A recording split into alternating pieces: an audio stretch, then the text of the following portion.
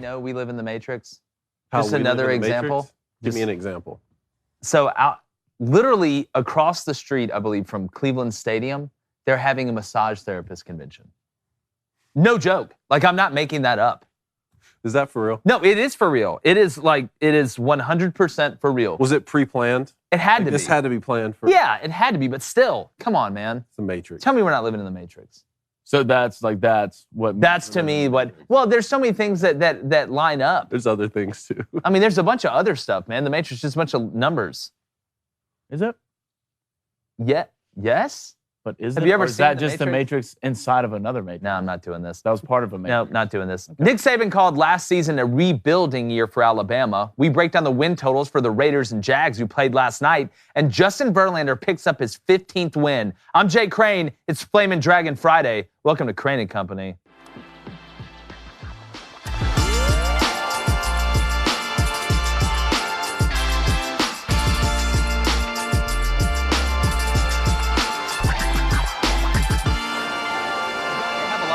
For, and Paul Feinbaum said recently that Nick Saban always has an excuse when he loses or things don't go how he wants after Saban said last year was a rebuilding year.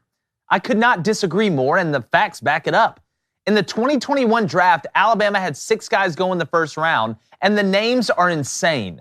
Jalen Waddle, Patrick Surtain, Devontae Smith, Mac Jones, Alex Leatherwood, and Najee Harris. Not to mention the 2 second-rounders, and hell, even the long snapper got drafted. I know Alabama recruits on an insane level and the transfer portal's hot, but replacing that production is not only improbable, it's nearly impossible. So in theory, it actually was a rebuilding year. Oh, and by the way, all those guys I just mentioned in the first round, yeah, they're starters. So Feinbaum also said that Saban complained about NIL, and he did. And guess what? He turned out to be right. But at some point, you have to embrace it, and Saban's done just that. Paul then pointed out that Saban called their Sugar Bowl loss a while ago a consolation game. Right again. Alabama set the standard so high that any game that doesn't lead to a natty appearance or is the actual championship game is a consolation prize. We aren't talking about Baylor, man. We're talking about Bama. Now, is Nick Saban perfect? No. But is he an excuse maker? Hell no. You can ask anyone in that facility that Saban holds himself responsible for everything that happens within that program. So while I do have a ton of respect for Mr. Feinbaum, this was a huge swing and a miss. So, going to bring in my co-host here, David Cohn, and it's Friday, so Flamin' Dragon, which I wasn't able to use some funny mustache joke today, so I'm really kind of hurting on that. But, Cohn, I find it hard to believe that you can call Nick Saban an excuse maker. He is unbelievably competitive. I get that, and nobody likes to lose. And typically people do find a way to maybe kind of lessen the blow. But if you look at everything he said when something has gone wrong, it's the truth. Like, it really is. Look, I'm not going to sit here and ignore the fact that Coach Saban has made several uncustomary remarks this offseason. But he still hasn't said anything fundamentally false. He said that Texas A&M used NIL money to land a top recruiting class. They did. He said that Jackson State used NIL money to land Travis Hunter. They did. Now he's saying that last year was a rebuilding year. You just broke down the 2020 team, possibly one of the greatest in college football history. All the reports out of Tuscaloosa this season are that this team coming up this season is going to be an all-time great team. What does that make the one sandwiched in the middle, exactly if not a rebuilding year? Even though it feels weird to say because you won the SEC championship and you played in the national title. Here's another thing. Would Nick Saban have made that remark if they won the championship last year? I still say yes. I think he probably would still consider that a rebuilding year in between 2 unbelievable seasons, which I know that we haven't played this one upcoming yet, but I think he still makes that comment. I agree. And Blaine, last year when Alabama was doing what they were doing, and remember the offensive line was struggling a little bit, which was weird to see. But myself, you guys, a lot of people in sports media, and rightly so, were saying it's probably one of Saban's best coaching jobs. Why would it be one of Saban's best coaching jobs?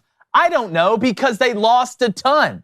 It's just, it is what it is. And people say, oh, well, they reload, they don't rebuild. Okay, I guess you can put it that way. But you're still having to reload after losing all the shots you had in the barrel. These weren't guys that were just okay either. It was quarterback, running back, your best offensive lineman, elite wide receivers, probably the best DB that came out in that draft, the Heisman winner, Biletnikoff winner. I can go down the list of all the dogs that were on that Alabama team that you said, Cone, was probably one of the best ever. You could make that argument. 2019 LSU was pretty daggum good too, but they didn't have on defense what Bama had on that defense. So Blaine, again, I'm trying to find a way in which it's wrong. If you look at when he's talking about the Ohio State game being a consolation game, in the Sugar Bowl, Oklahoma, when they got beat with Trevor Knight, it is a consolation game. It's not the championship. Nick Saban has brought Alabama to that level. If it's not the game to get to the Natty, or it's not the Natty, it's a consolation prize. And it's not just Alabama that thinks that. Auburn thinks that. LSU thinks that. Georgia thinks that. A&M thinks that. It's just the way of the road. Well, the standards at Bama are different. They've been different since Saban's been there. And I've sat and I've racked my brain really to try to find a way I could disagree with you on this. I really have. But it's gotten to the point now where Saban's won so much that when he says stuff like this, it's not excuses. It's basically the truth. Yeah. Like Saban is so... Every move that Saban makes is a chess move that he calculated. It's calculated, and it's going to pay in his benefit in later times. Like, how can you sit here and say Saban's making excuses? I guarantee Paul Feinbaum's bigger of a whiner and excuse maker than Nick Saban will ever be. And this is not even close. I don't even know how this is an argument. You lost 6 first-round picks, a Heisman winner, probably the guy next who could have won the Heisman. Even with a team like Bama, you still have to rebuild. You're not going to have that when you leave that. Just like Georgia this year. Lost all those draft picks. Georgia's going to be a damn good football team, but they're still going to have to rebuild. They're going to have to rebuild this year, especially on that defense. So, no, I'm not going to sit here and say Nick Saban is an excuse maker when everything he says is basically a truth before other people know it. Yeah, he said it's a grievance tour. It's funny to me, too. Is that what he said, a grievance Yeah, tour? Nick Saban's on his grievance tour. Like, I don't understand the terminology. And in the Booster Club, please, tell me if you have another opinion, and I know you will. I can feel it literally right now. Yeah. Also in the comments section, tell us. But when I look at this, and I look at Saban, and you look at the way he operates, he doesn't take credit when they win, but he does take blame when they lose. He doesn't hang guys out to dry. You see what he's done for all these coaches? Look around at college football. Do you think that's a guy that makes excuses or goes in there and tries to find an easy way around losing to make it feel better for everybody? No. Nick Saban tells it how it is. And you talk about NIL, the point I made earlier. You cannot like something and have to embrace it. Ask Dabo Swinney at Clemson. He doesn't like the transfer portal. He doesn't like getting JUCO players. But guess what? He's embracing it, NIL and all that stuff, because he has to. Now he's hitting the gritty in front of cameras and everything. So at some point, you can come out and say you're against something, but that doesn't mean you don't use it, because you have to use it, because you have to try and find every single advantage that you can. And Nick Saban has been one of the best ever at having success, but being malleable enough to change. Look at his philosophy. Overall, Alabama used to beat you on what? Defense, special teams, and a good run game. Then college football started to kind of change a little bit. What does he do? He starts bringing in Lane Kiffin, starts bringing in guys that run up tempo. He complained about up tempo. You remember that? He was saying, it's this, it's that. But guess what? He knew they weren't going to change it, so he embraced it and adopted it. That was his opinion. So I don't think it's an excuse. I think you're literally saying something that is the truth. And when you look into it and you break it down from a fundamental standpoint, to quote the great baseball coach Kent Murphy, you find out the answers. So Blaine said everything Nick Saban does is calculated. Do you guys feel that these comments this offseason, these atypical comments, are still calculated? No, I think, and I said this when it happened, I think this was one of the few times where Nick Saban was kind of personally upset. Because again, go over the timeline with what Jimbo and all the stuff that's happened, right? Before the season last year, what does Jimbo tell a bunch of boosters? I want to whip Saban's ass while he's there. That comes out. Saban hears that. You can say whatever you want about, it doesn't affect me, or be the bigger person, or turn the other cheek. Look, as competitive as these guys are, as big as an ego these guys have, because he's literally the protege of Nick Saban, Jimbo is, so he's coming out talking trash, and then he does it.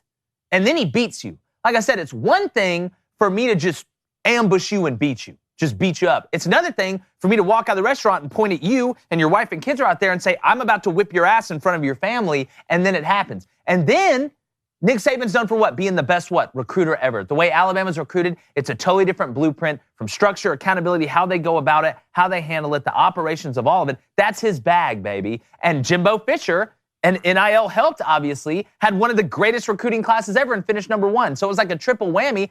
I think Saban was a little personally hurt That's one of the few uncalculated moves I think he made. Like I said a couple weeks ago, if you would have told me that Nick Saban would get reprimanded by Greg Sankey for being a distraction, I'd have put you on the first boat to Shutter Island in a straitjacket and tried to help you out. So, Blaine, what is the Booster Club saying? Because I'm sure somebody has some way to go against it. Well, first, before that, I still do think that move was calculated by Saban. How? The comment on Jimbo? Because I don't think it was more about Jimbo. I was just thinking more of the way the game and recruiting's going.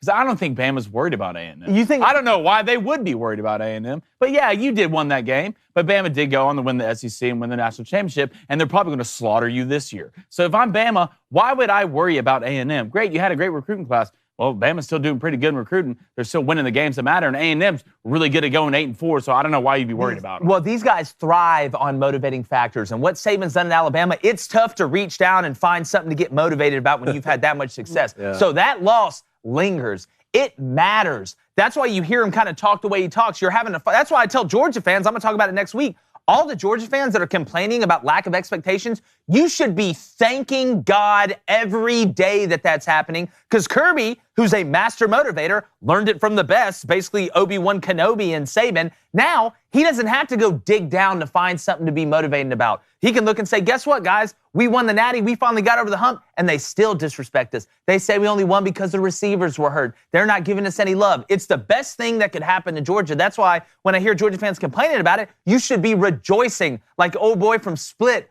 Rejoice! Rejoice! I don't think Nick Saban has to go too far to be motivated, to be honest. Well, you got to find he's ways. Just built different. He's probably a pretty self-motivated person. So you don't think that loss motivated him at all?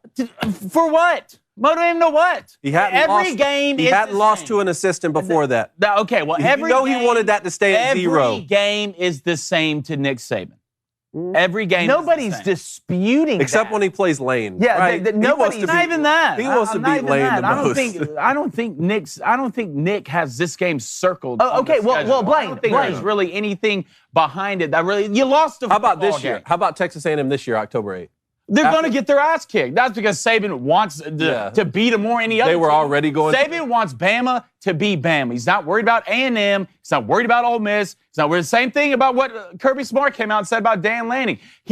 Kirby's worried about his team. Saban is worried about his. Yeah, you're right. These guys aren't super emotional behind closed doors. Well, he said this and he said this, so we got to do that. These guys are focused on what they have to do on a daily basis, especially Nick Saban. Two things. Number one, look at the timeline. I'm not saying at the time. What I'm saying is after the season when you look back and reflect on it. I'm not saying Nick Saban's back in his room crying, throwing darts at a Jimbo Fisher picture on a dartboard. I'm saying when he's sitting down and he's by himself or he's with Terry and he's having a drink by the fire in his palace with a moat and unicorns flying around, that's probably one of the things that irks him. I'm not saying it freaks out or it's going to affect. Motivated. It is motivating. I don't think Saban needs that to be motivated. You don't think that loss motivates Nick Saban at all? I think Saban's self-motivated from the standard he holds his team, not because you got why would he say what he said? By Jimbo Fisher or A&M. Why would he say what he said? If they would have lost to any other team, it'd be the same thing. Regardless if Jimbo coaches that team, whatever Jimbo came out before and said, it doesn't matter. I don't think that gets under Saban's skin. I think Saban's past that. He's a godfather of college football, and Saban sticks to the same P's and Q's. He crosses the T's and dots the I's the same way, regardless of who the coach is. So why did he say that? Why did he basically about NIL? About it. He singled out A&M. We all know who he was talking about. He just said about NIL. You're paying for players. Was he wrong? That doesn't have to be about A&M. I'm not. He said he's paying for players, and you go back and said that he was motivated by this. I don't think so. I think he's motivated every day by probably the same thing, and that's holding up the standard of Alabama football. Nobody's saying he's not motivated by that. What I'm saying is it adds extra fuel to the fire. You don't think they're in the weight room thinking it. You don't think there's pictures of that game playing in the weight room while they're lifting and doing stuff in the summer or in fall camp? That's not something that's getting drilled in their head. Why wouldn't it be the Georgia pictures? There's probably both. Because guess what? You use that as what? I think we make this into a bigger deal than what it actually is. I agree with you that I don't think Nick Saban is working he's not working harder to try and beat Jimbo Fisher because of those comments, because that would mean he's already not working as hard as he possibly can. Yeah. I agree with that. But I agree with Jake that when you lose to a former assistant, someone you've known who's worked underneath you and your previous record was 0 in terms of losing those games, then you lose to 2 in the same season, that hits different. He's still human. That loss He's hits still differently. human, believe it or not. And I know he'll probably never retire, and they'll make the Sabatron 3000. And they'll just have Bill O'Brien walk and spray WD-40 on while it's just heads on a robot body walking up down the sideline, making decisions and screaming at refs. What's the Booster Club say? Brian Highs. Question: who takes over after Saban? Also, how long is Alabama dominant after he leaves? I think Bill O'Brien takes over after Saban. I think they wanted Cristobal. I'm going to continue to say it. I'll tell all Alabama fans this. It's not Lane Kiffin. Get that thought out of your mind. You might as well take that thought. You can just quilt it in your memory blanket or put it in a piece of paper and look at it every morning, but it's not going to happen. Bill O'Brien, even if he leaves, that's why when I said this a couple weeks ago, people were like, oh, what, he's going to be an OC in the NFL in a couple years forever. Number one, I don't think he wants to go back to the NFL. And number two, just because you leave doesn't mean you can't come back. That's not how it works. I think Bill O'Brien will be the next guy because I don't think Dabo wants to be the guy that follows Nick Saban. Why do you think that there's a 0% chance that it's Dabo Swinney? Because I think Dabo, number one, he's at Clemson in the ACC. They've been running that thing like the Boston Marathon. But he played at Alabama. But again, I think Dabo's smart enough to not, and I'm not saying Bill O'Brien's dumb. I think it's just the circumstance of it. Dabo's gotten his milk brought to him. Okay, you're having 10-win seasons on the reg. You're recruiting at a really high level. You've got unbelievable facilities, and you're in the ACC. And he's got a family, and that's probably home to him now. But I know Dabo's smart enough to not be the guy that follows the guy. You always want to be the guy that follows the guy that followed the guy. To put that Pythagorean theorem together, you want to be the guy after the guy. So that's why I think Bill O'Brien, he's there. How long will Saban go? I think if they'd have won it last year, he may have hung it up. And I said that. I was like, it's great for Georgia that they won. It's been a while. It's good for college football to mix it up. But I think we just got a couple more years of Nick Saban. Now you look at reports of after the kick six, he thought about hanging it up. That makes me think that even more, that if they'd have won it last year with Bryce, you win the Heisman, Swan Song, you lead the program in a great spot, which he will. Now the next question is, how long will Bama dominate after this? They are not going to dominate the way that Nick Saban dominated, and that's not fair to ask. That's not saying Alabama won't be good. That's not saying Alabama won't make the playoff. That's not saying Alabama won't win a national championship. But they are not going to be able to continue this level of dominance. Football is cyclical. It will always be cyclical. And when you see the way that college football is moving, I think it's going to speed the cycle up. So I think Bama fans, and I think most of them, believe it or not, are rational about this. They understand that. It's one thing to have, Nick Saban dominate for a while, because there's been a lot of Alabama fans. When I grew up as an Auburn fan, yeah, it was the Iron Bowl, but we were beating them like it wasn't nothing. We were laughing at them about Mike Price going to a strip club. It was a joke. We were more worried about LSU and Georgia. Then all of a sudden, Saban goes to Bama, flips the script after the Mike Shula disaster, and now they're dominant, and they've lived with the dominance. Eventually, the cycle turns, and it will continue to turn. And if you look at the SEC, the way the depth's building, it's only getting harder and harder and harder and harder. And Saban can't coach forever. Or maybe he can, because apparently they just brought a dead pig back with some sort of organ shot. So who knows at this point? All right, does Saban deserve to pick his predecessor? Yes. Of course. He's going to, yes. 100% yes, he will. And I think it's going to be OB. All right, Mike wants to know, interesting thought here. Do you think coaches should be traded? By who? Yeah, college. By college who? The coaches? AD? How would that work? I've never thought about that before. No, I like it the way it is. I think that would be just, while in theory it's fun to think about. Can you think about Missouri right now? They're like, God, should we trade Drink for? Like, I don't know how you would trade up. Like, what are you gonna do? Think about if Florida did that. Like, you traded Dan Mullen to Louisiana to get Billy Napier. That's a fun thought. I wonder on the trading block who would be the first 3 or 4. If Penn State doesn't have a good year this year, I don't know how that work with contracts, but are they, maybe trade James Franklin for somebody? I don't know. All right, David Vernon says, I hate Saban because he told Michigan State that he would never leave, but left the next week for Bama. They always do that. Tommy Tuberville said he wouldn't leave Ole Miss unless it was in a pine box, which, where we're from, that's a coffin. And then, of course, he got up out of town. Listen. It's like politicians, man. They're going to say what they need to say. What's that song called? Say what you need to say. Yeah, John Mayer. That's the truth. Who sings that? I think that sounded exactly like John him, Mayer? actually. You should probably let him do that. Oh, okay. Well, Yeah. Good, Tom. All right, Cal Kennedy, thoughts on South Carolina selling games at tickets at Costco? Look, get in where you fit in. I see Rutgers doing it. But to me, does it kind of go against the, South Carolina fans are all fired up and we're getting rid of tickets left and right and Beamer Rattler 2022, all this stuff. I don't know. Selling them at Costco, to me, I don't know. You can buy them in bulk then. Well, it's to me, it just kind of seems like low grade. Like, you don't see Alabama selling tickets at Costco or Auburn selling tickets in Costco or Georgia. If they did, they'd be gone in a day. So I don't know. This kind of hit me different when I saw this. I mean, if you're trying to figure out a way to get rid of tickets if you want to, it's not a bad idea. And I haven't looked into the whole process because, again, they aren't the only team to do it. I've seen other teams doing it. But, look, Costco just keeps on winning. All right, Angelo G. Should the dynasty of Alabama be ranked with pros like the Jordan? What did you just say? Angelo G. No, after that, you said some word in Elvish. Should the dynasty of Alabama be ranked with pros like the Jordan led Bulls or Bradshaw's Pitt or not? Did you hear that? Yeah, I heard that. That was in English. Thanks. Well, when you've won 6 out of the last 12, which I believe is what it is, yeah, I mean, this, again, I think this is the last dynasty of this sort that we are going to see at least for a long, long time in college football, and that's a credit to Nick Saban and what he's been able to build. Doing this, especially now, with the parity in recruiting, with NIL, with the transfer portal, being able to construct, that's why yesterday when I was talking about Mario Cristobal, when you get the blueprint is not how to build a great one-off team. Not how to build a team that has a chance to win it 1 year out of every 5 years. The trick is turning it into a machine that makes you competitive or have the ability to contend every single season.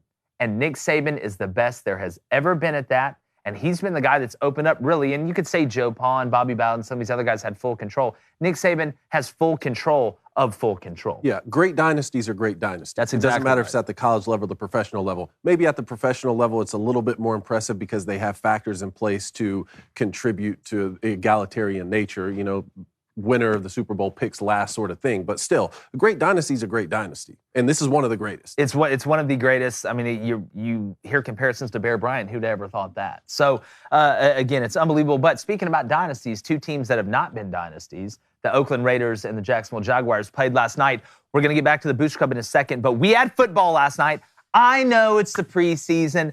I know none of the starters are really playing. Outside, Josh Jacobs played a little bit. There were some other guys that ran there. But it was 11 versus 11 on a field that's 100 yards long and 53 and a half yards wide. I will take it. I'm so ready. We're going to be talking so much football. Tell your friends. You can tell everybody. Y'all know what's up. Some serious Jay Bizzle vibes, if you know what I'm saying. But we want to play a little game of over-under win totals for the Raiders and Jags. We're going to start doing this with NFL teams and college teams basically pretty much every day from here to the beginning of the season, which is week 1, not week 0. Yes. Like patient 0 isn't a thing. Like pre-boarding isn't a thing. You're just the first people to board. But I'm not going to go there. All Want right. to start with the Raiders? Raiders over-under win total 8.5. You want me to read off the schedule? Yeah, real quick. At the Chargers. Loss. Cardinals at home. Win. At the Titans. Loss. Broncos at home. Win. At the Chiefs. Loss. They get a bye.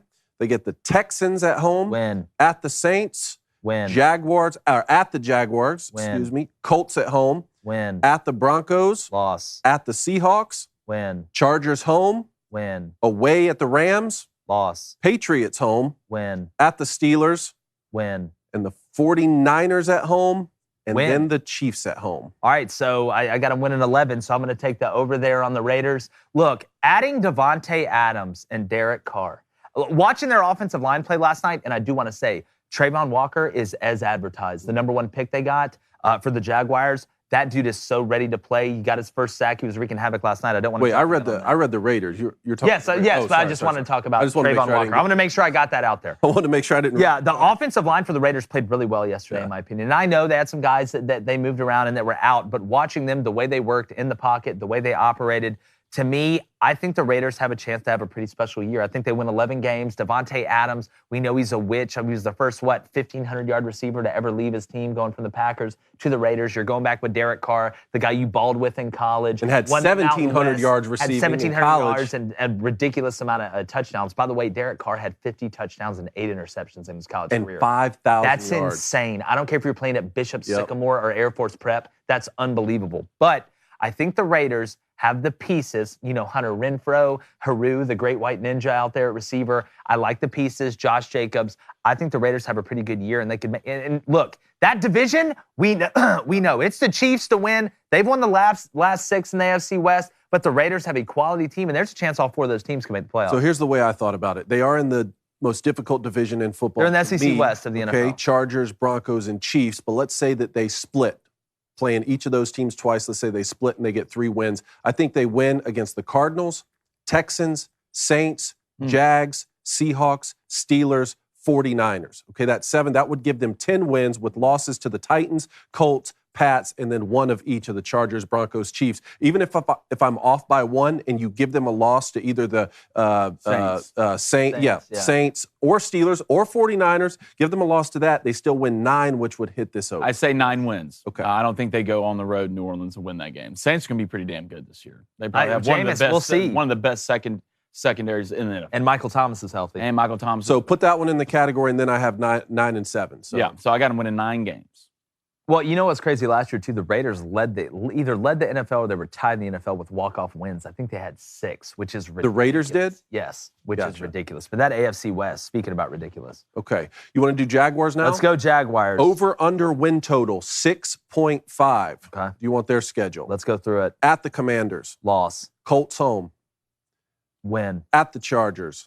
Loss. At the Eagles. Loss. Texans home. Win. At the Colts. Loss. They get the Giants at home. Win. The Broncos at home. Loss. Raiders at home. Loss. They go to the Chiefs. Loss. Get a bye, and then they have the Ravens at home. Loss. At the Lions. The Lions are weird. I'll give them a win. At the Titans. Loss. Cowboys home. Loss. At the Jets. Win. At the Texans. Loss. And then the Tennessee Titans at home. Loss. I got 5 wins. I'm going under. Again, and I know you look at quarterbacks in their second year. You look at what Peyton did. There was a great graphic at the game last night of quarterbacks that turned it around in their second year. I think Mahomes was on there too. But again, the Jaguars, to me, just do not have enough pieces. I love ETN. I know he missed last year with the Liz Frank injury. Glad to see him come back, get ready to play. He's probably not going to touch the field in the preseason. I wouldn't touch it either. I just don't think they have the weapons, David. Like, I like Trevor. I like the young talent they have on defense. I know they've spent $175 million in I think, guaranteed money in free agency, something nuts like that. It's an NFL record. I just still don't think with that schedule and the pieces they have that they're going to get over 6.5 wins. I don't see them getting to the 7-win mark. All right, so here's the way I thought about it. The games that they could win or lose, Washington, the Giants, the Jets, or the Lions. Let's say they win half of them. That's 2 wins. Then they have their division, Texans, Titans, Colts. They each play twice. Let's say they split. I gave them a win against the Colts at home. Let's say they split even again, and that's 3 wins, right? Yeah. Let's say they beat all of them once for some reason. With the 2 wins prior, that's 5 wins. I don't think they beat the Chargers, Eagles, Broncos, Raiders, Chiefs, or Ravens, but let's say they do beat one of them, then that gets you to 6, is still under 6.5. Under's the smart play here. Smash the under. These guys will be lucky to win 4 games. 4. Lucky to win 4 games. It's going to be the Giants, Texans, and the Jets and the Texans again. You're not beating. And the Jets are on the road. You're not beating the Colts. Home or away, you're not beating them. You have the Texans at home early. You're starting out 0-4, so you need that win. And if you can beat the Lions, will be a toss-up. The Jets will be the toss-up, and the Texans on the road will be a toss-up game. So if it's me, I am smashing. You have them sweeping the Texans? No, I'm saying you're going to have to win one of those games. Okay. You have to win one of those games, especially the one early at home, because you're going to be 0-4. Are the Texans sneaky? Yeah. Are the Texans a little sneaky this year? You think so? They're going to be decent, yeah. Sneaky? What do you mean decent? They're going to be decent, as the Jaguars will be decent, as in the bad teams. Well, out of the bad hold teams, on, 4. You said they'll win 4 games. That's not decent. 0-4? No. I'm talking about the Jaguars. Yeah. You said the Jaguars will win 4 games. Maybe. That's not decent. I'm saying with bad teams, like Jets, Giants, Texans. Yeah, well, what we're saying Jaguars. is, if you So think they're that, decent. so you think the Texans are going to win about 4 games? I know. We won't jump the gun on that. We'll do the Texans. We'll do the Texans. No, yeah, I see I what don't you're know. I saying. have to look at the Texans' schedule. I'm saying the Jaguars would be lucky to win 4 games, but they're going to have to win one of these games against the Texans to win 4 games. Speaking about decent, you know what's not decent? The Booster Club. What's going on over there? Hold on, let me look. Just dive in. Okay, let me go ahead and put the poll out here today. I want to let it sink in for y'all boys. Is Nick Saban an excuse maker? Okay. Okay, Good. That's what it is. I love where your head's at. Let it sink in. The River says Lions might sneak up on some people and some teams this year. The Lions, and we were talking with a buddy of ours in the office today, and we kind of all agreed. The Lions, and I don't want to go over the win-loss total right now, but I'm kind of going back and forth on it. I like the new head coach, even though he's kind of a little crazy, but I think they need that. I think they need a little crazy. So the Lions may be a little bit sneaky. That's why I'm drafted well. They did at Detroit. Jamison Williams, you got a Ferrari. Throw it over the top. You got Aiden. Close your eyes and throw it deep. Yeah, you got Aiden Aiden Hutchinson, too. swim move. I mean, We'll got see. there. Yeah. We'll see. He doesn't believe. I mean, I don't know. I don't know which one was going to be He's got T-Rex arms. really be the bigger bust, him or Kyle Hamilton from Notre Dame. Dude, you talk about Shakira, hips don't lie. Kyle Hamilton. Me and Kyle line up one-on-one. You've seen it. I'm catching You've 4 seen out of it 10. too. Can I throw the ball? Yeah. All right. Wait, you said if you line up one-on-one with Kyle Hamilton? For sure. No, you're not. For sure. No, you're not. Hands down. No, you're not. Hands down. Then why aren't you playing in the NFL? Shoulder, man. Shoulder, dude. Couldn't do it. Couldn't do it. All right. Cody Nason, 95. Hashtag Ask Cranico. Graphic king. How many years does golf have left in the NFL? Oh, golf. I Golf. thought you say how many years does golf have left? It's like they've been around for like 800 They're years. going to be playing They're going to be golf. playing golf for a while. You know, Jared, to me, I would say probably 4 or 5. I mean, again, he's going to be a journeyman guy. He's a starter right now. He can I play, mean, the man. NFL, like, he's not play. terrible, but he's not good. He's kind of, mid. Kind of in that purgatory. Is that what the kids are saying these days? That's what the kids are saying these days. I'm trying to use the hip lingo. Look at You know you. what I'm saying? It's Jeff, Getting all not jazzed up. It's definitely. you believe He'll it's always be there for one I of say those 4, but he's teams. going to be. Look, worst He's case always scenario. going to be there for one Yeah, of those he's a teams journeyman, who wants to worst draft case top scenario. 3 next year. Yeah. But they need to If still play Geno football Smith this can year. hang around this long, Jared Goff for Exactly. sure can. Are you hang taking around this long. Fitzy or Jared Goff? Fitzy? Like Give me right Fitzy. this second or in their prime or what's the Who cares? like right this second? I'll take Jared Goff. Okay, right this You know? second. Okay. I don't know. That fits magic. I believe in it. All right, Ryan McCarthy, start, sit, cut. Okay. Jets, Giants, Lions. That's a really good one. Wow. That's a really Jets, good one. Giants, Lions. I can tell you, I'm going to cut the Giants. I will start. You know what? I'll start the Lions. How about that? I'll start the Lions. I'll sit the Jets. And Giants, you can bring me your playbook because I believe in Daniel Jones about as much as I believe in, Thor. I like that. I may start the Jets. I mean, do you believe in Zach Wilson that much? Because rumor has. Well, I'm not going to jump in. We're going to get I'm to not it. gonna Punt or jump in, go. David. We're I'm not going to doing get to it. it. Punt or go. Let's save it. It's MVP or learn how to ride with the fear. All right, Angelo G. Trevor's not the problem with the Jags. All day they always blame him. No, again, Trevor Lawrence to me is a good player. I don't buy into this narrative that he's overrated or it's going to be a bust. But football is a team sport. You need dogs around you. ETN, bringing the group back together, that's great. But out wide, I'm still not sold. I'm still not sold on everything together. I know they're excited about their group of tight ends, but I get excited about a lot of stuff. I was excited about having Payway for lunch today. That doesn't mean we're going to go out there and win 10 NFL games. It was good. It was really good. But anyway, speaking about really good, if you want to watch the rest of the show, remember you can listen if you want to stay here. Head over to Daily Wire Plus. Become a member or listen on Apple, Spotify, wherever you get your podcasts. Subscribe, leave a 5-star review, and share it with your friends. We'll be right back with Punt or Go and more unbelievable sports analysis.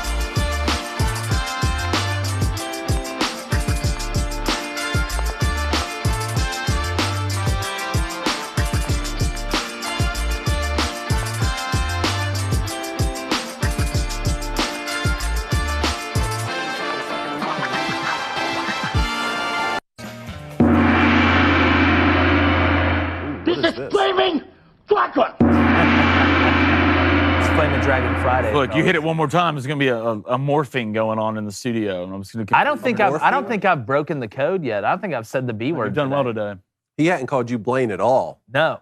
Don't burn down the studio. Your house is burned down. I said what he didn't do. Flaming Dragon, you calm down. Burnt my house down. I've never seen a dragon with a Please mustache. don't. I'm begging. Yes, don't All do I it. had to do to Actually, get that think about the insurance. Well, trying to find a house. But anyway, let's go a little Punt or Go. Let's 'cause do it. There's some juicy stories out there. It's a farmer's market out there. There's a lot to cover here. A lot, too. Justin Verlander will win the AL Cy Young. Punt or go? Look, at this point, I'm going to go on it. The kid's hot. And I say kid, I feel like he's been in the major leagues for 30 years. He just got his 15th win. The Astros are very scary. I love the moves they made at the deadline. But Verlander just continues to be able to, the late action on his pitches. And if you look, I know he's had to sit a couple seasons out, but his numbers, I think he's something like 50, he's got a 73% winning percentage over the last 4 years with a 2.29 ERA. And I mean, he's striking out more than me at the Playboy Mansion. So when you look at Verlander's total ability to pitch backwards, the fastball isn't exactly what it used to be, but it's still enough where you got to basically guess fastball and adjust. But watch him locate, and it's kind of like, those pitchers that they may not throw as hard as they used to. They may not have the snap that they used to, but they got that, that learned experience, that feel, that that touch. It's just, that old school experience. That's what I see with Verlander, man. And look, the Astros right now, and I know I talked about the Yankees, and I'll continue to say I think, that they're going to win the World Series, even though I did pick the Blue Jays, and they are leading the wild card right now after firing their coach. You never know what could happen. I'm still going to ride with the fear, as Blaine would say. But Justin Verlander, man, the Astros. By the way, the Garcia kid, the pitcher for the Astros, who looks like a Mike, like linebacker. I watched him pitch the other night. He does like 3 different motions, but good God, that dude feels like he could knock out Adrian Peterson. Well, Verlander's always been great, but what he's doing post-Tommy John surgery is mesmerizing. Yeah. Well, it shows you how far we've come medically. Look, yes. Yeah, I mean, you throw 90-plus and you're married to Kate Upton. I mean, give him the Cy Young.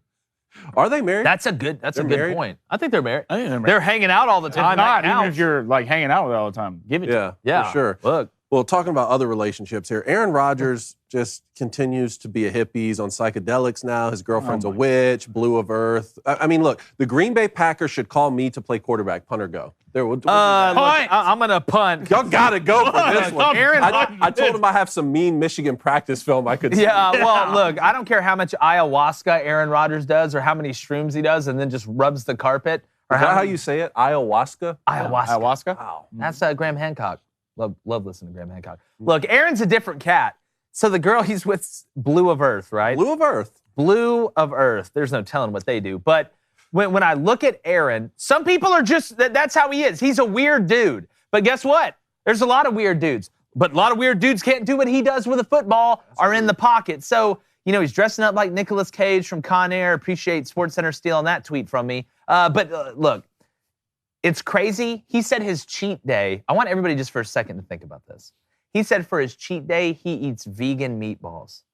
Where in the world do you find a vegan meatball in Green Bay? What are you eating on the regular day? No, like it's one thing to find a vegan meatball in Seattle playing for the Seahawks or in San Francisco where they probably have more vegan meatballs than regular meatballs.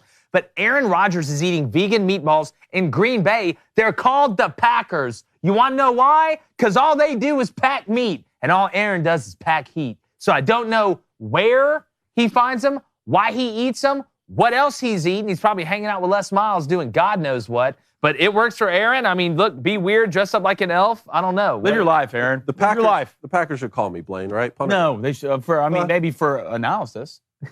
Maybe for that. But hey, let this carry Aaron's pads out. If you want to, I'll never knock a dude for spreading love and being nice. Is he spreading love though? Yeah, that's what he is. He said the other day he's want to be there for his teammates. Like if you want to do some ayahuasca, do some. I mean, he's in the pocket, seeing 3D plays are just coming out. Like it does seem like that. If it was affecting your performance on the field, it's a different thing. But I mean, let the man. If you want to dress up as Con Air, dress up as Con Air. It looks like he's having a great time. I don't care if you eat vegan meatballs.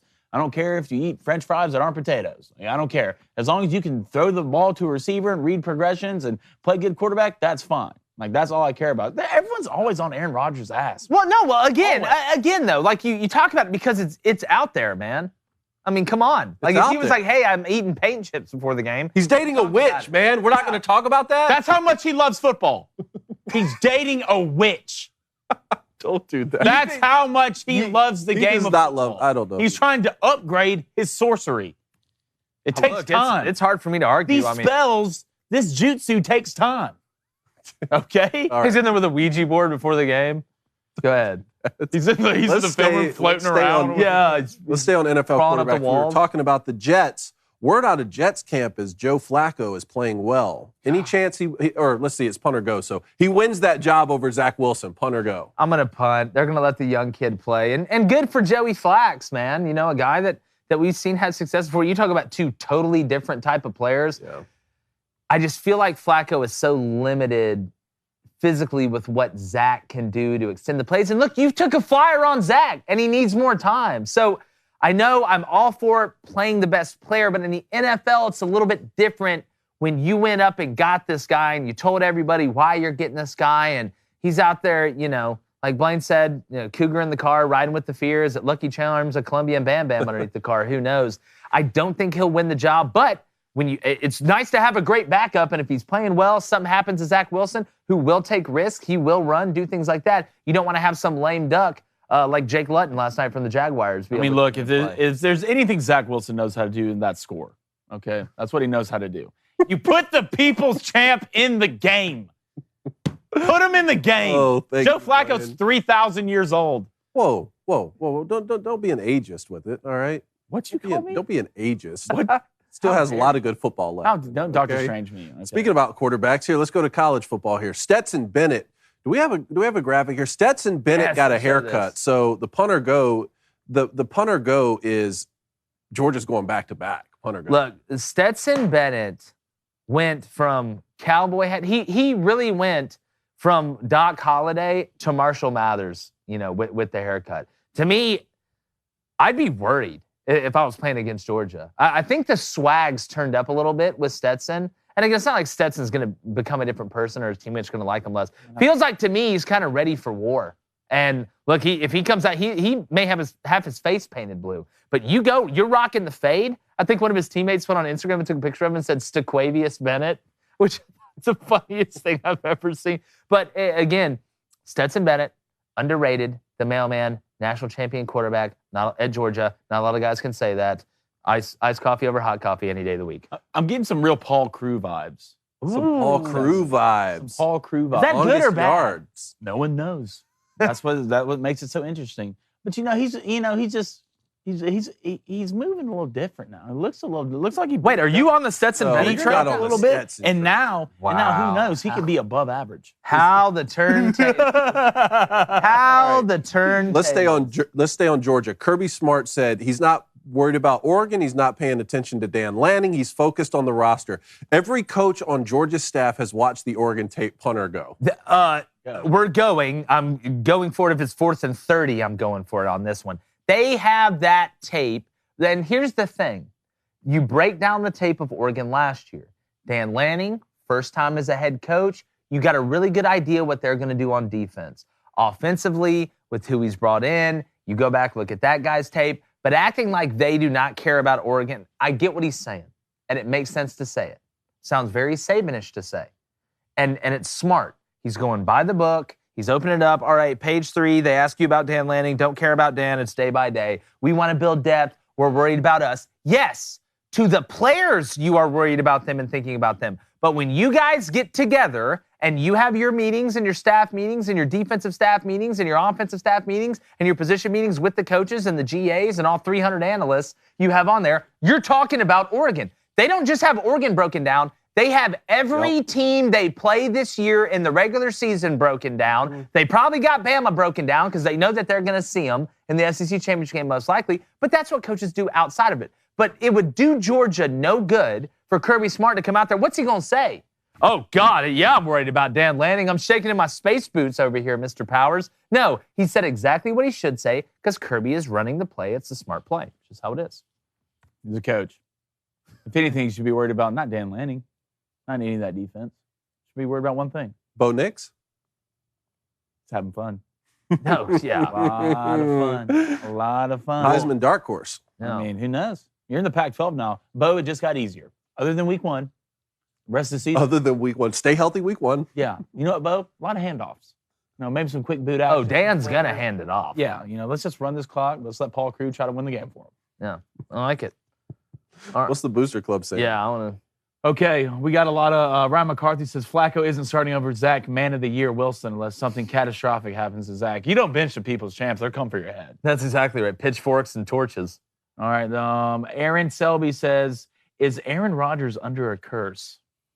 Do you think he's trying to break a curse? No. Yes. Is that what this is? Yes. But think about it though. I don't want to go too down the rabbit hole here. But if you found out that you were under a curse, what do you do to break the curse? Who do you find? The witch. And he found her. I thought you find a princess or something. What curse would it be? I don't think what? You find a witch. Kissed You don't. by the princess or something No, you're thinking of the princess kissing the frog. You're going about this. Look, I haven't watched my animated movies in a while, but I have a kid now, so look, Yeah. I'll get caught up. The movies are about to get super. I'll super get animated. caught up on the Yeah, situation. For sure. You'll be Elsa by the time this is over with. Papa Link 90 says vegan and meatballs should never be uttered together. I know. Burn it. Thank you, Papa Burn it. Link 90. You know, it's called vegan meat. No, you know what we call that? Vegan. Hold on. Smash. That actually brings up a good question. Yeah, vegan meatball, there's no such thing. Well, that's like saying. There's no such thing. It's like It jumbo doesn't shrimp. exist. What? Yeah.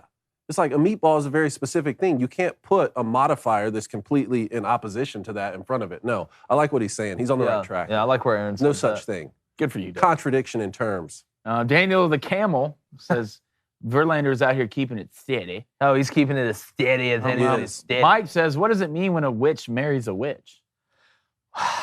Well, to me, I think you have a warlock. I mean, right? A witch marries a witch. You come together. You have a warlock. Lean on the group. Isn't that how Harry Potter was born? How was he born? You had his dad and his parents were witches. Wait, but was his dad not a wizard? Yeah, okay, well, you look at the terminology. What's the male, good for female? you, David. Yeah. Look at you, I'm man. just throwing out stuff. Look, it's a straight Harry Potter situation. They will have Harry Potter. Like, if their kid has a lightning bolt in his forehead, I'm going to freak out. He's going to be super normal. In front of everybody. Oh, he'll be the most normalist. Yeah. He'll be like Red from space. M. Hutton, well, a couple things here. Devin21 said thoughts on TJ getting arrested yesterday. We kind of hit that in yesterday's show. Yeah, it's... M. Hutton says the Packers have been good but haven't won a Super Bowl in a decade. There is a curse. Again, there's multiple ways to look at this, and I'm loving where y'all are going right now in the Booster Club because it makes a lot of sense. Well, this curse is y'all don't draft offensive players. That's your curse. Yeah, that is I true. think you better hope Christian Watson ends up being pretty good. Hashtag don't trust North Dakota State. All right. Aaron Selby says Dave is a Harry Potter savant. He's getting there. Thank you. We're learning. Let's go. Ryan McCarthy says Aaron is not under a curse. Aaron is the guy who gives out the curses. Again, look, there's 3 or 4 ways to attack this thing. I don't think anybody's wrong here. Michael Knows Best says jumbo shrimp is just a lobster. That's a good call. That is a very good call. I've never thought about that. Jumbo shrimp. Is he a genius? Did we just Caleb Go Dog says Aaron is so weird. No surprise from a cow bear. Yeah, he's a JUCO guy to start out, though. Got it out the mud. Angelo G says, I will punt on Cohen playing for Green Bay because that means he leaves CNC and I'll have to boo him. That's right. True. Oh, yeah. Well, we'll all boo him. A Bears fan reached out earlier and said, we need a quarterback. You can play for the Bears. Do you see Justin Fields overthrow? And I know it's one pass, and you don't freak out over one pass, but I'm watching Justin Fields overthrow wide open people. It's not, I'm just, man, you know, I'm a little bit, I was pretty hyped up about him. He needs some more time. Like, he's kind of in the Malik Willis range for me. To me, he needed more time to kind of get used to reading coverages and stuff like that. He's unbelievably athletic. But, man, like, they got on offense. There's some throws. And I know they don't have a lot of pieces around him. I get it. I'm not saying that that's not true, but 2 things can be true at once. They cannot have pieces around him, and he can struggle to make easy throws. And if he's overthrowing guys like that, I think it was smashed. Oh, boy, just ran a corner, and somebody busted a coverage. He was absolutely wide open spaces, like it was a Dixie Chick song, and he overthrew him by about 8 feet. Like, there's overthrowing guys, and then there's, damn, you know, like Chuck Knobloch when he's freaking out at second base, throwing balls into the second row. Sometimes it's just in your head. Michael Knows Best says there has to be something about married to supermodels and the fountain of youth in sports. Something about the fountain of youth? Yeah, married to supermodels and the fountain of youth in sports. Again, Verlander. Well, look at Tom Brady.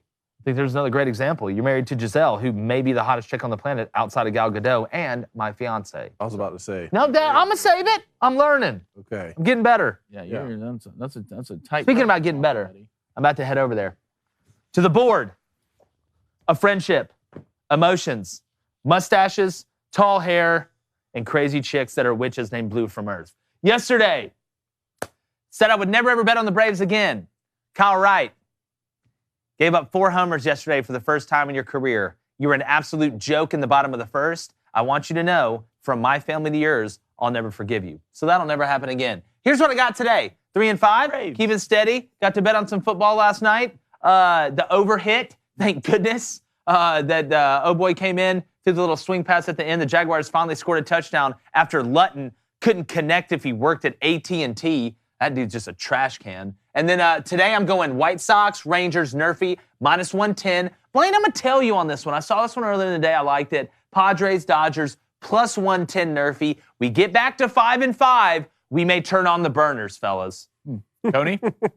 All right. Look, I got to turn on the burners here, man. I want Mariners first 5, -0.5 run. Okay. I think, who's on the mound tonight? Robbie Ray, maybe? Something like that? -130 on the odds there. Then talking about the Braves, let's go Braves, Mets, Nerfy, -115. You trust Ian Anderson like that? You're going Braves back For the first inning. For the first inning, I do. Not for the full game. Ian's like, here, hit it. All right. Please don't. Keeping it steady. Can we get out to another hot start? Can we just? You're already out to a hot start. You're have a 6-2. talking about Stop weekend. complaining. What are you talking Can we just about? have a 4-0 weekend? To have some room for some mistakes.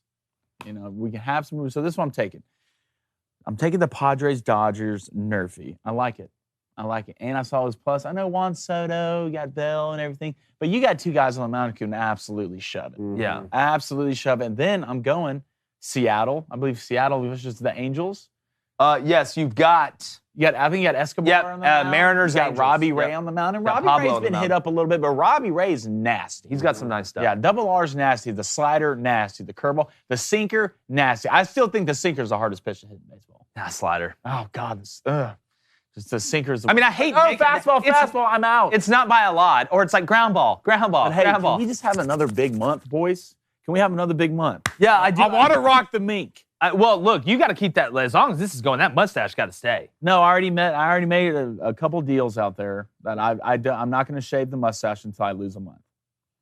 Really? Okay.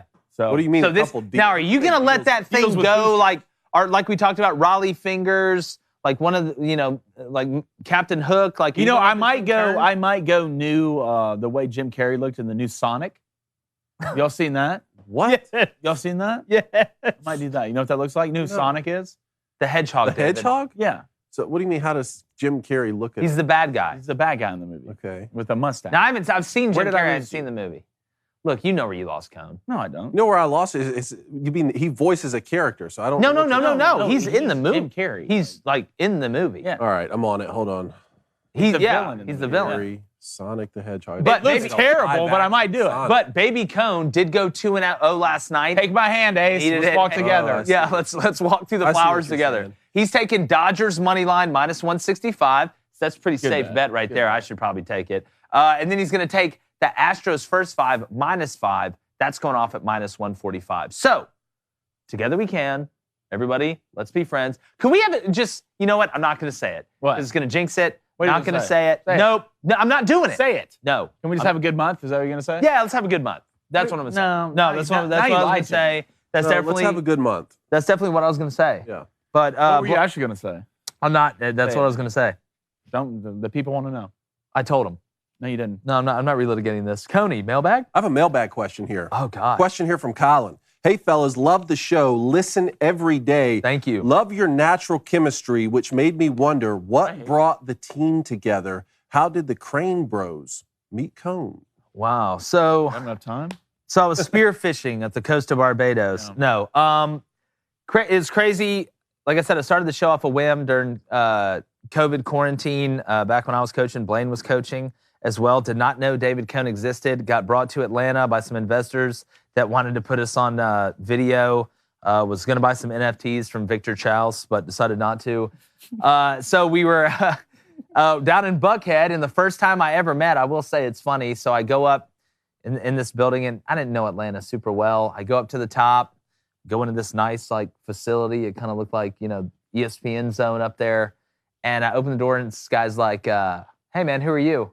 I was like, "I'm Jake Crane. I'm here to meet with V," and he's like, "Okay, just stand right there, whatever." And hanging out, go in there and talk to him. The dude figured out who I was and kind of freaked out. I remember that. You remember that. So anyway, go up there. I think it was the next day. And Blaine, I don't think you were with me. And then there's this big, tall, good-looking drink of water. When do I get into the story? That's you. Oh. That's you. I'm telling you some props here. And he has a video production company, and we just kind of get talking. And Cone, you kind of tell that part. I like the way you tell it. I remember, and we talked for like an hour straight. Yes. He said, I want to be like the Ben Shapiro and Joe Rogan of sports Yes. podcasting. I was working on the quarterback show Yep. that I was pitching to Spotify that day, I believe, or at least that week that you and I met. I think the very first episode we recorded together was Hugh Freeze. Freeze. Remember? And then Yep. we had the guy from Dr. Pepper. That's exactly. And one Little thing led to Sweet. another Little Sweet. Yes. Blaine showed up a couple weeks later, and then that's when we started to really gain some traction. And we were just talking football every day, all day. Yeah. We were talking about going from your initial J-Boy show was 30-minute interviews of high-profile guests. We were talking about, okay, well, let's make that a part of it and have like all these different segments. Y'all were big on going live to have the chat. I said, all right, I'll figure out a way where we can do live and not just pre-recorded. That's when Colin Cowherd got involved, and then it became an hour. Well, it's funny too because we launched with Cowherd and the Volume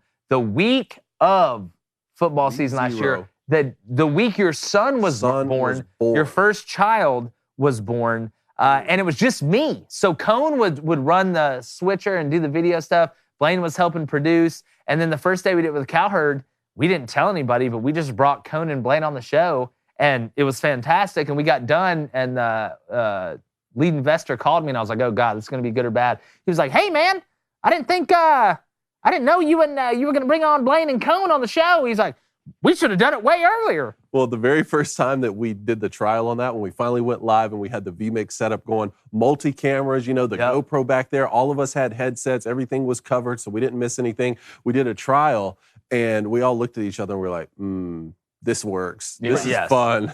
Yeah. It was good. So there's the X-Men origin story. Yeah, and to be honest, I literally just met these guys 2 days ago, so I don't know. Yeah, we found Blaine in a box full of kittens that had been abandoned on the road. We found him in Nashville. Yeah, he was with a box of abandoned kittens. I've been secretly stalking both of them. So look where I made it, guys. Yeah, congrats. All right, Booster Club members that are near the Hall of Fame. I need everybody to pay attention. This is the important stuff. Zachary Jerome is 9-0. He's knocking on heaven's door. Oh. 1 to go. We'll see how it goes. Then Wildcat Cubs fan is 8-0. So we're getting close. Hey, you know what? Hold on. Don't even mouth it. They're 0-0. 0-0. They're 0-0. It's an 0-0 mindset. They're 0-0. You're 9-0. Huh? You're 9-0. No, you're 0-0. 9-0. We just blow it. Walk in here. What Why are you do you taking? do What are you this? taking? We don't know what he's taking. I'm afraid to say it because I'm afraid I'm going to jinx it. Look, if it's one of those bets up there, right next to that name, Blaine, congratulations. Yeah, and I've got a lot of questions about how do you join the Booster Club. If you listen to the show, you're already in the Booster Club. Yes. But if you're on social media, and maybe I need to start putting them on Facebook and Instagram too. Okay.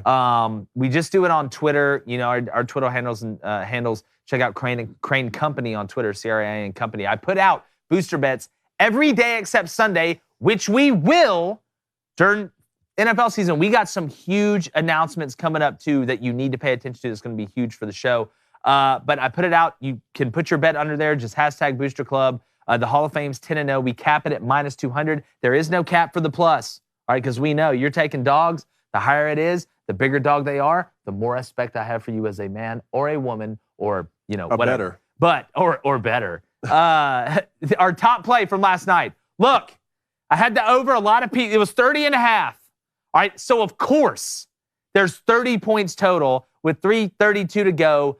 I was going back and forth. I didn't know if the Jags didn't get this. They're probably going for it on 4th down. Yeah. Instead of kicking the field goal. So you talk about a sweat. But if you look right now at the formation, kind of look how it works out. All right, you got 2x2 basically. There's no stack, really little offset at the top.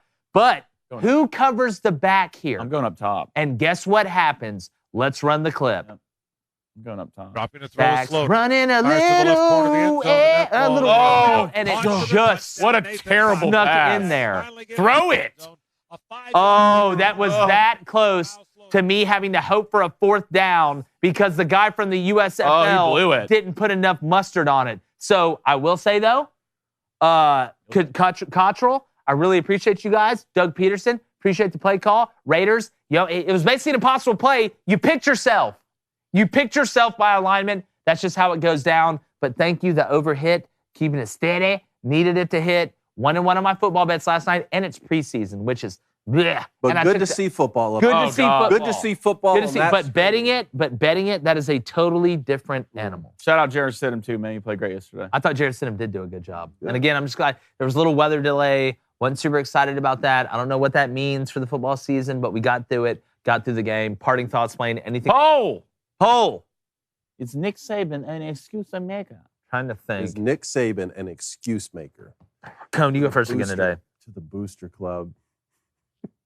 They said yes. Yeah, They for said sure. yes at 50 4%. I said they said yes at, this is tough.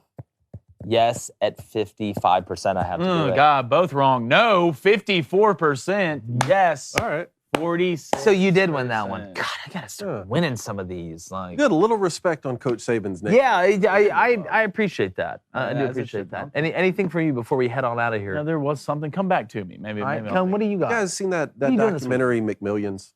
Y'all seen McMillions? Is that where the guy eats that about McDonald's for McDonald's? like? the McDonald's? He eats like McDonald's every day for like 3 months. No, where it was rigged by the mob and they were giving out the $1 million ticket. I was watching it last night. I was wondering if y'all watched it. No, I didn't. McMillions? It's not new. It's on. I've never heard of that before. McMillions. What are you doing? What are you doing this weekend? I'm going to Atlanta actually. You're going to the ATL? Play a little tennis Ludacris back in the old concert? neighborhood in the field, Woodfield Wombat style. Hadn't played in a little while. Sounds like a backyard baseball. Got to go to a baby shower. Did you play backyard baseball? Shout out to my boys Brad and Matt and old Ray. You know, Oh, Ray, See yeah. Ray? Have you ever The- played the backyard Wiley baseball? vet. Not IRL, but like backyard baseball. The game, the computer The game? game? Yeah, Okay. Pablo Sanchez, Keisha but Phillips. RBI baseball was my favorite. RBI Remember Ken that Griffey? on NES? Oh, I like. Oh, that one. Slugfest is the best. That one too, though. Dude, Slugfest still is the best It's the baseball. best baseball I'm game ever. sorry. Like the show, the graphics are great. I still have like a Top memory burned into my brain. It was a long time I used to get the ago. clowns.